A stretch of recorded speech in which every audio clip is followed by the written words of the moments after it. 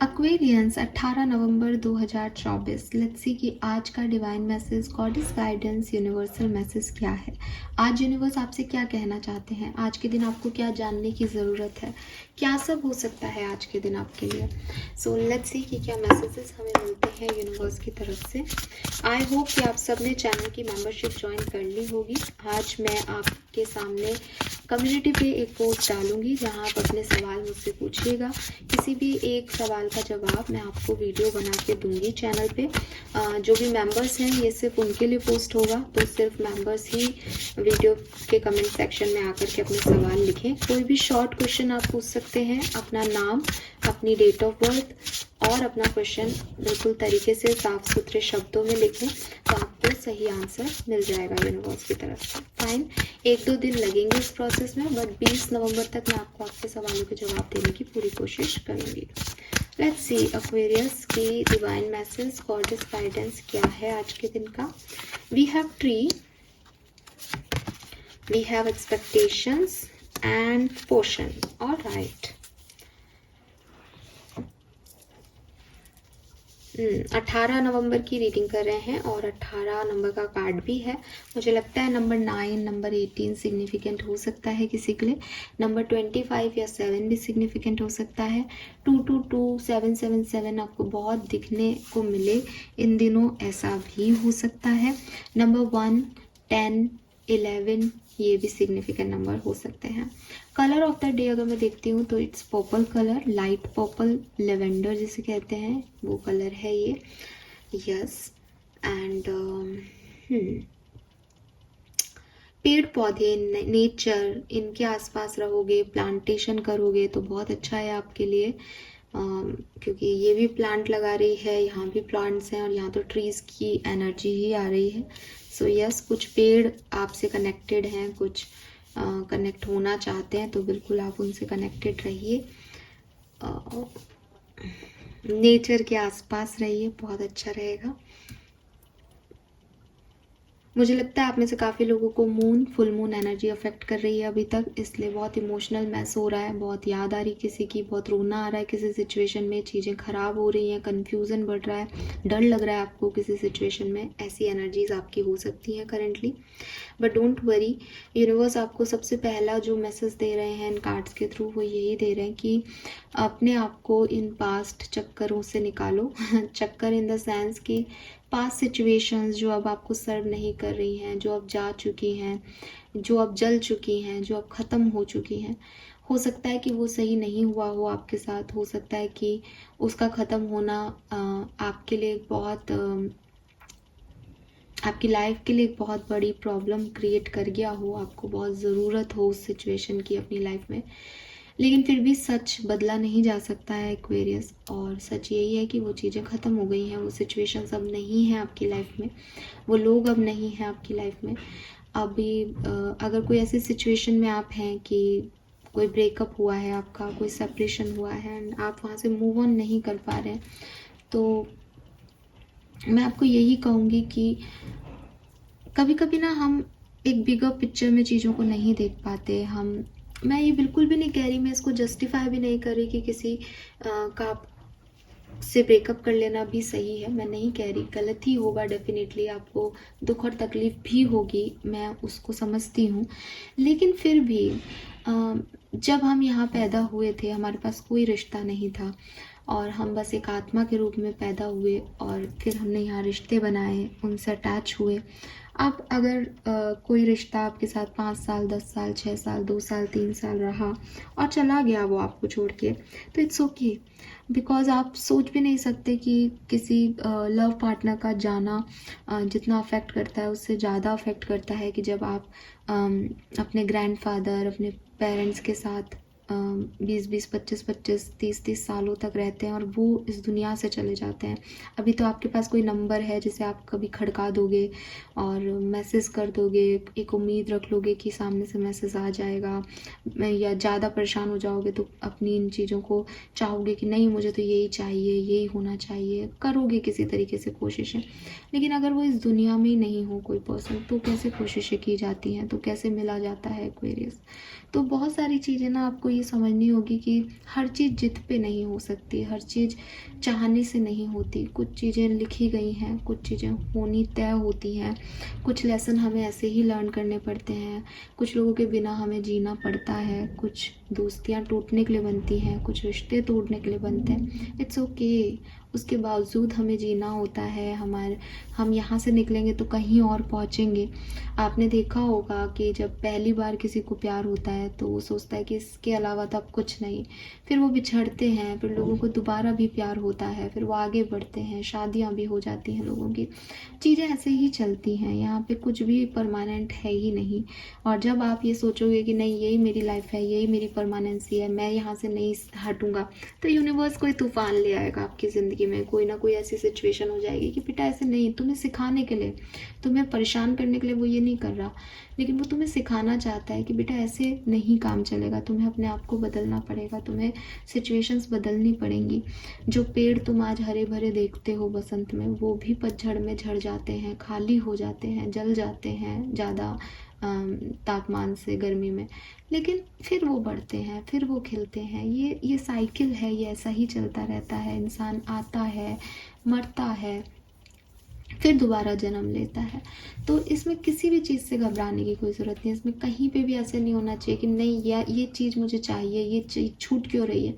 हर चीज़ यहाँ छूटने के लिए ही आएगी, हर रिश्ता कभी ना कभी टूटने के लिए ही आएगा। नथिंग इज़ परमानेंट एक्वेरियस, ये हम सब जानते हैं, ये कोई नई बात मैं आपको नहीं कह रही, ये हम सब जानते हैं। लेकिन जब हम उस फेज़ में होते हैं तो ये चीज़ हमें समझ में नहीं आती। तो मेरा बस मोटो आपको यही है कि मैं आपको ये समझा सकूं कि अगर किसी सिचुएशन में आग लग गई है, अगर आपको कोई बहुत प्यारी चीज़ है और वो जल रही है आपके सामने, आपको पता है ये ख़त्म हो जाएगी, लेकिन वहाँ पे समझदारी यही है कि इसको ख़त्म होना ही है, हो जाने दो।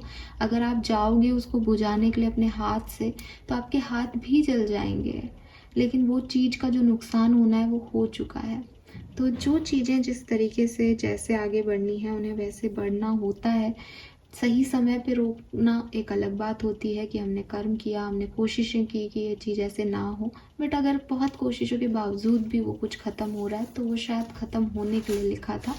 तो उसको मूव ऑन करना आपके पास, इसके अलावा आपके पास कोई ऑप्शन नहीं है। मैं आपको ये भी नहीं कहूँगी कि हाँ आपके लिए आसान होगा, आप मेरी बात मानो, समझो और मूव ऑन हो जाओ। मैं जानती हूँ ये बहुत मुश्किल होगा आपके लिए, लेकिन स्टिल आपको यही करना होगा, ठीक है।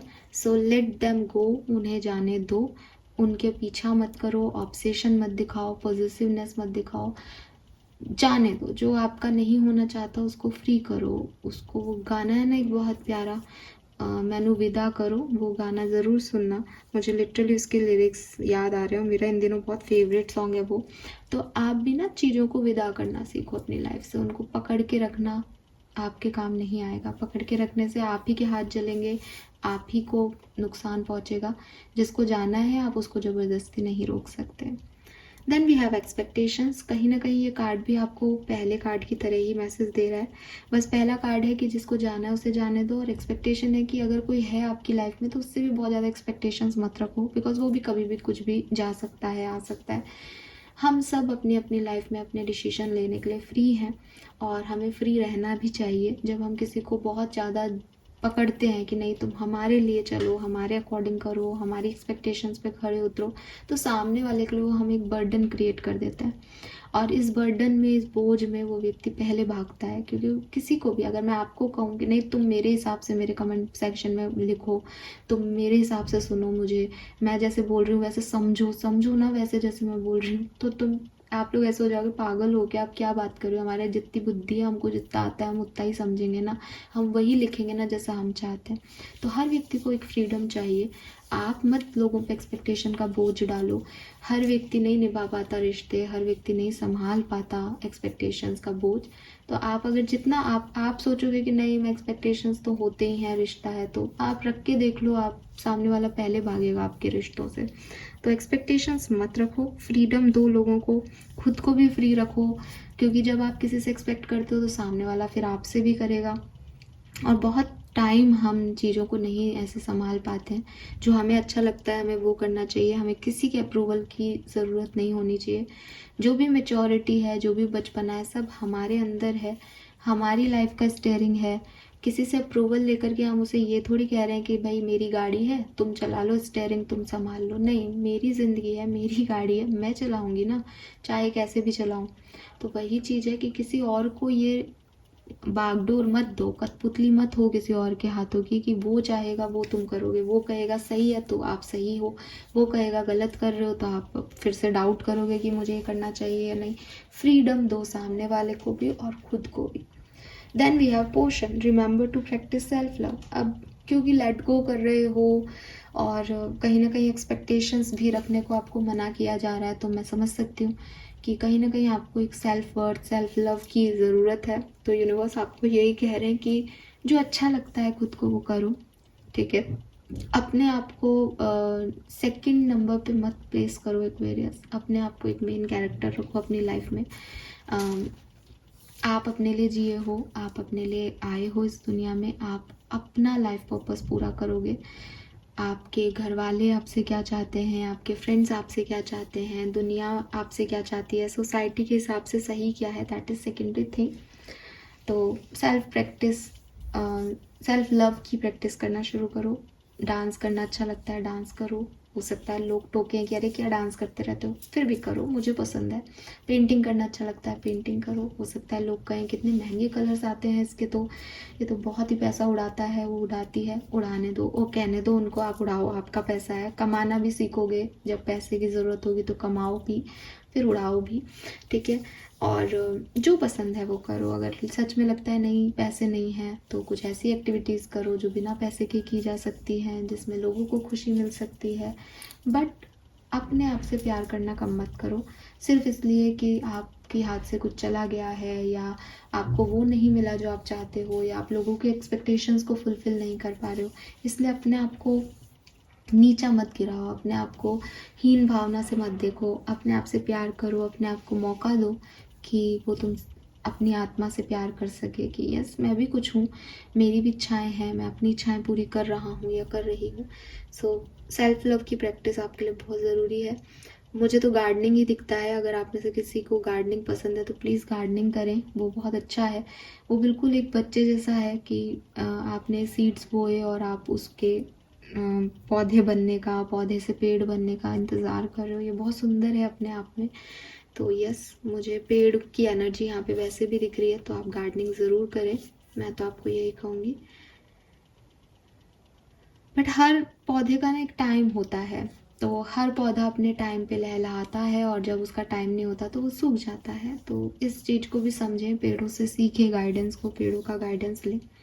Yes, so this is all for you Aquarius. यहाँ पे 12 और 24 है, डबल नंबर है। तो मुझे लगता है कि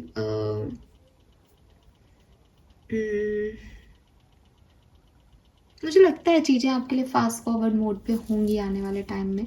आपके एंजल्स आपके साथ रहेंगे, यहाँ पे भी ये फेरी है।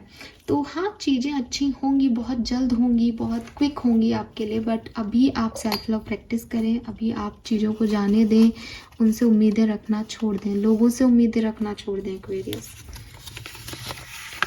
Help the needy. सो आपके लिए मैसेज है कि आप ऐसे लोगों की मदद करें जो ज़रूरतमंद हो, जिन्हें आपकी ज़रूरत है। ये ज़रूरत पैसों से रिलेटेड हो सकती है, खाने से रिलेटेड हो सकती है, कपड़ों से रिलेटेड हो सकती है। तो बिल्कुल मदद करें उन लोगों की जो अपनी मदद नहीं कर पा रहे हैं। बिकॉज़ जब आप किसी और की मदद करेंगे किसी भी रूप में, तो जो आपके गम है, जो आपकी प्रॉब्लम्स हैं, उसमें आपको मदद मिलेगी किसी और रूप में जिसमें आपको ज़रूरत है, ठीक है। ये यूनिवर्स का नियम है कि आप अगर किसी की मदद करें तो आप तक भी आपके टाइम पे मदद आएगी। सो इस चीज़ को ज़रूर करें। This is all for you Aquarius, hope ये आपसे रेजोनेट होगा। Thank you so much reading को देखने के लिए। चैनल को लाइक और सब्सक्राइब कीजिएगा। Bye bye.